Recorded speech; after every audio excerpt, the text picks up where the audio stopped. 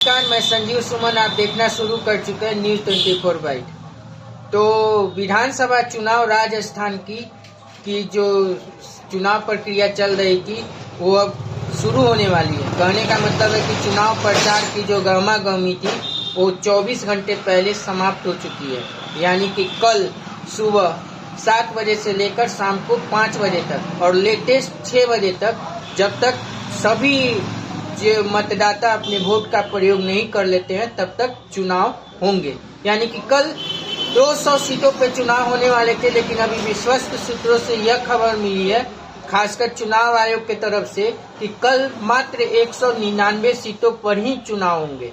जी हाँ, कोई एक सीट है, जो वो सीट कौन सा है अभी एक कंफर्म नहीं है चुनाव आयोग की तरफ से, लेकिन एक सीट पर प्रत्याशी की मृत्यु के चलते चुनाव कुछ दिनों के लिए पोस्टपोन कर दिया गया है, यानी कि रोक दिया गया है।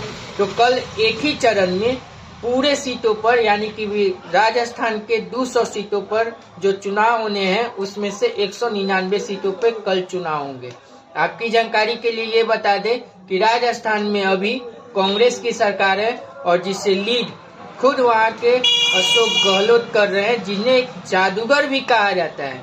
अब देखना दिलचस्प होगा कि जादूगर की जादूगरी यहाँ पे चल पाती है या फिर राजस्थान का जो इतिहास रहा है कि हर 5 साल पे वहाँ पे सत्ता परिवर्तन होता है, तो क्या यह सिलसिला इस बार अशोक गहलोत तोड़ पाएंगे या फिर यह सिलसिला बरकरार रहेगी, ये तो कल ही पता चल पाएगा।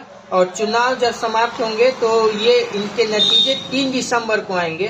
तो कुल मिलाकर देखा जाए तो कल के बाद में सिर्फ कयासों का बाजार दौर शुरू होगा।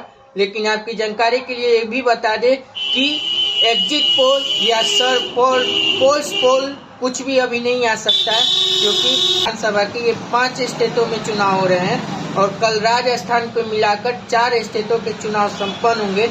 लेकिन एक स्टेट तेलंगाना, जहां पे 30 नवंबर को चुनाव है, उसी के बाद एग्जिट पोल दिखाए जा सकते हैं। लेकिन कुछ विश्लेषण जरूर मैं कल लेकर आऊंगा, जिसमें हम आपको बताएंगे राजस्थान, छत्तीसगढ़, मणिपुर और आपको मध्य प्रदेश, इन 4 स्टेटों में किसकी सरकार बनने वाली है रही। और साथ ही साथ कल से हम आपके लिए एक नया सीरीज भी शुरू करते हैं। तब तक मुझे यानी संजीव सुमन को आज्ञा दीजिए। नमस्कार।